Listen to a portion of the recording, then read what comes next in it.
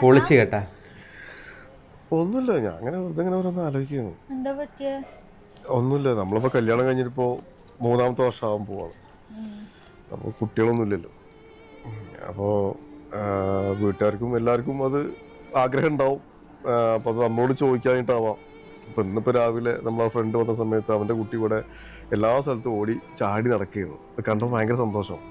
നമുക്കങ്ങനെ ഉള്ള ഒരു ഇതില്ലാത്തതുകൊണ്ട് ആ ഒരു വിഷമം മാത്രമേ ഉള്ളൂ, വേറെ ഒന്നുമില്ല.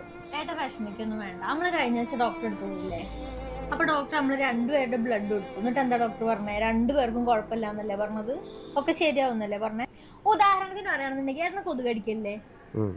അത് ഏട്ടന്റെ ചോരയല്ലേ കുടിക്കണത്? ആ കൊതുക് പോയിട്ട് വേറൊരു സ്ഥലത്ത് പോയിട്ട് മുട്ടയിടും. ആ മുട്ട വിരിഞ്ഞിട്ട് കുഞ്ഞുങ്ങൾ ഉണ്ടാവണത് അത് ഏട്ടന്റെ കുഞ്ഞുങ്ങളല്ലേ? ഇവിടെ ഏട്ടന്റെ ഫ്രണ്ട്സിന്റെ കുട്ടികള് ഓടിച്ചാടി ഇറക്കുമ്പോ ഏട്ടന്റെ കുട്ടികള് പറന്നല്ലേ ഇറക്കണേ.